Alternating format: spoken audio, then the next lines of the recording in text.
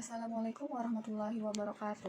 Halo teman-teman, kembali lagi bersama saya Nur Mahmuda dengan NIM 2342014054. Nah, kali ini kita akan membahas materi tentang teori pembelajaran perilaku. Apa sih itu belajar?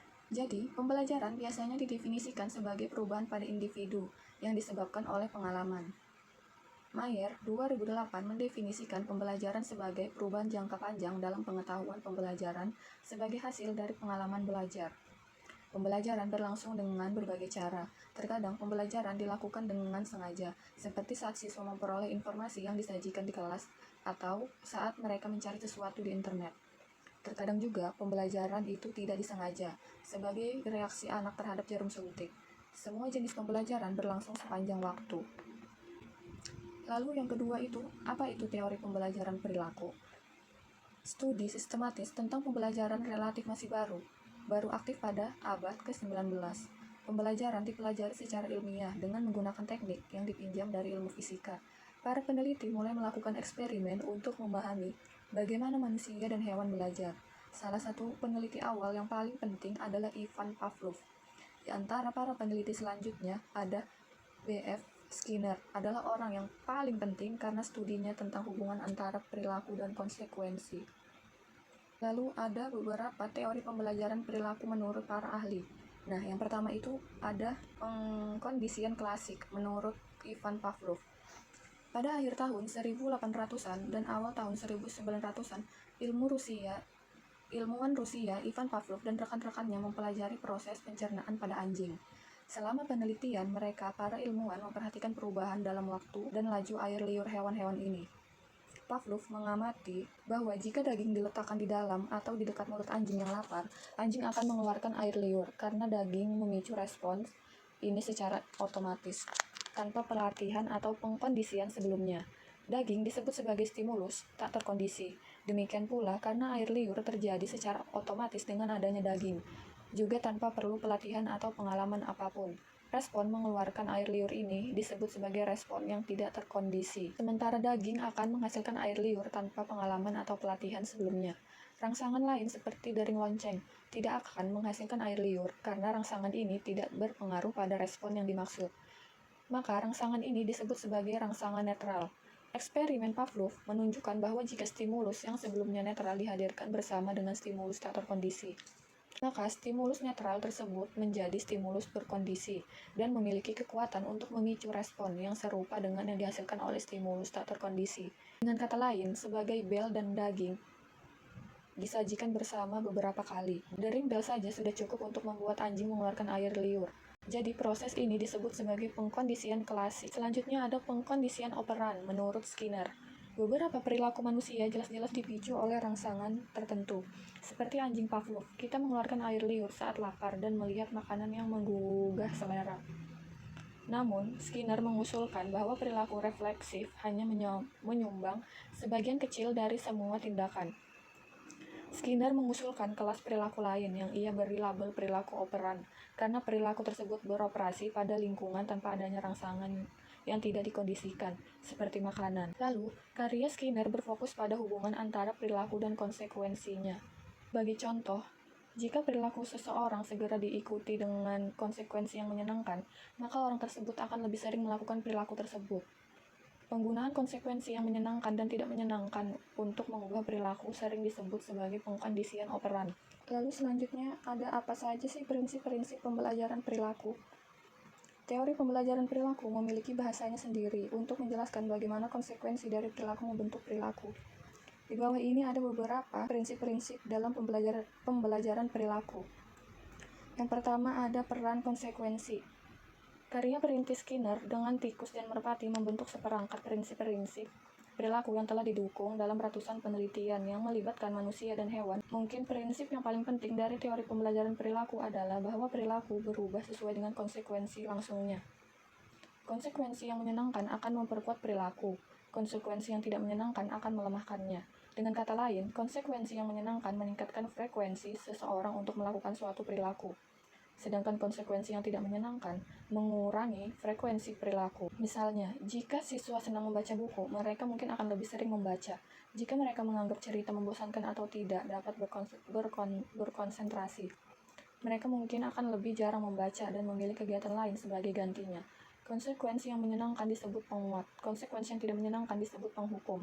Lalu yang kedua, penguat. Penguat adalah konsekuensi apapun yang memperkuat, yaitu meningkatkan frekuensi suatu perilaku. Perhatikan bahwa efektivitas penguat harus dibuktikan. Kita tidak dapat berasumsi bahwa konsekuensi tertentu adalah penguat sampai kita memiliki bukti bahwa konsekuensi tersebut memperkuat perilaku individu tertentu. Sebagai contoh, permen umumnya dianggap sebagai penguat untuk anak kecil, tetapi setelah makan besar, seorang anak mungkin tidak menganggap permen itu menyenangkan, dan beberapa anak tidak menyukai permen sama sekali. Nah, di dalam prinsip penguat ini, dapat dibagi lagi menjadi beberapa penguat, yaitu ada penguat primer dan sekunder.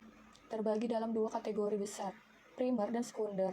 Penguat primer memenuhi kebutuhan dasar manusia. Beberapa contohnya adalah makanan, air, keamanan, kehangatan, dan seks. Penguat sekunder adalah penguat yang mendapatkan nilainya dengan dikaitkan dengan penguat primer atau penguat sekunder lainnya yang sudah mapan.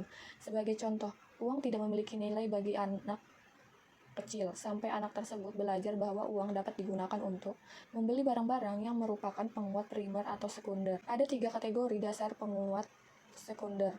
Pertama adalah penguat sosial, seperti pujian, senyuman, pelukan, atau perhatian. Lalu ada penguat positif dan negatif. Paling sering, penguat yang digunakan di sekolah adalah penguat positif yang mencakup pujian, nilai, dan bintang. Namun, sebuah perilaku juga diperkuat jika konsekuensinya adalah pelarian dari situasi yang tidak menyenangkan atau cara untuk mencegah sesuatu yang tidak menyenangkan terjadi. Istilah penguat negatif sering disalahartikan sebagai hukuman, seperti dalam kalimat, "Saya memberikan penguatan negatif karena terlambat dengan menyuruhnya tinggal di dalam kelas saat jam istirahat." Salah satu cara untuk menghindari kesalahan dalam terminologi ini adalah dengan mengingat bahwa penguat, baik positif maupun negatif, memperkuat perilaku, sedangkan hukuman dirancang untuk mencegah atau melemahkan perilaku. Lalu ada penguat intrinsik dan ekstrinsik. Penguat terpenting yang mempertahankan perilaku adalah kesenangan yang melekat pada perilaku tersebut. Sebagai contoh, kebanyakan orang memiliki hobi yang mereka kerjakan dalam waktu yang lama, tanpa imbalan apapun. Orang suka menggambar, membaca, bernyanyi, bermain game, mendaki, atau berenang tanpa alasan selain karena mereka melakukannya. Penguat jenis ini disebut penguat intrinsik, dan orang-orang dapat digambarkan sebagai termotivasi secara intrinsik untuk terlibat dalam aktivitas tertentu. Penguat intrinsik dikontraskan dengan penguat ekstrinsik, yaitu pujian atau hadiah yang diberikan untuk memotivasi orang agar terlibat dalam perilaku yang mungkin tidak akan mereka lakukan tanpanya. Lalu selanjutnya ada penghukum. Konsekuensi yang melemahkan perilaku disebut penghukum. Perhatikan bahwa ada hal yang sama dalam definisi hukuman seperti dalam definisi penguatan. Jika konsekuensi yang tampaknya tidak menyenangkan tidak mengurangi frekuensi sebuah perilaku yang mengikutinya, maka konsekuensi tersebut belum tentu merupakan penghukum. Hukuman dapat berupa dua bentuk utama, yaitu hukuman presentasi, penggunaan konsekuensi yang tidak menyenangkan atau rangsangan yang tidak disukai, mencirikan hukuman presentasi, seperti ketika seorang siswa dimarahi, hukuman penghapusan, pencabutan, konsekuensi yang menyenangkan menggambarkan hukuman penghilangan.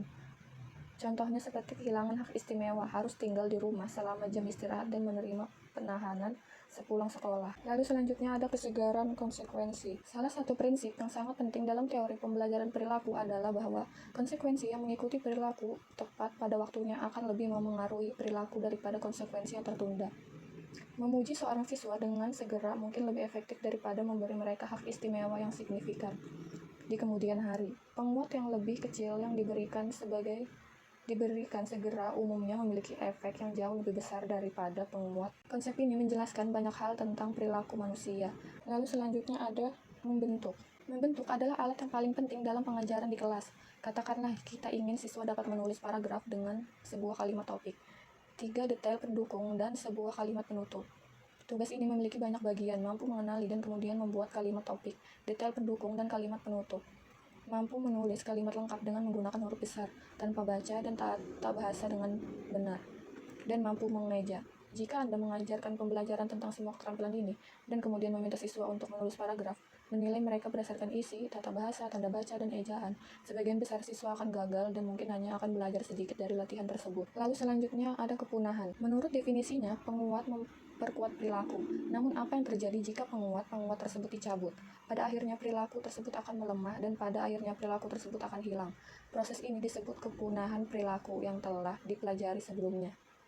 Kepunahan jarang sekali terjadi secara mulus. Ketika penguat dicabut, individu seringkali meningkatkan laju perilakunya untuk sementara waktu. Lalu selanjutnya ada jadwal penguatan.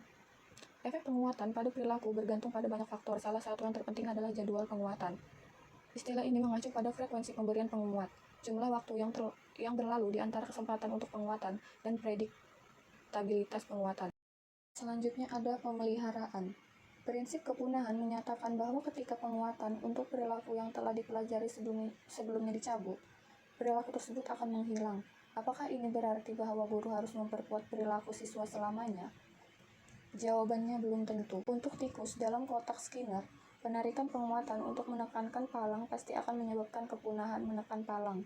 Namun manusia hidup di dunia yang jauh lebih kompleks yang penuh dengan penguat alami. Untuk sebagian besar keterampilan dan perilaku yang kita pelajari di sekolah. Sebagai contoh, siswa pada awalnya mungkin membutuhkan penguatan yang sering untuk perilaku yang mengarah pada membaca. Namun begitu mereka dapat membaca, mereka memiliki keterampilan yang membuka seluruh dunia. Lalu ada peran anteseden. Kita telah melihat bahwa konsekuensi dari perilaku sangat mempengaruhi perilaku. Namun bukan hanya apa yang terjadi setelah perilaku yang berpengaruh.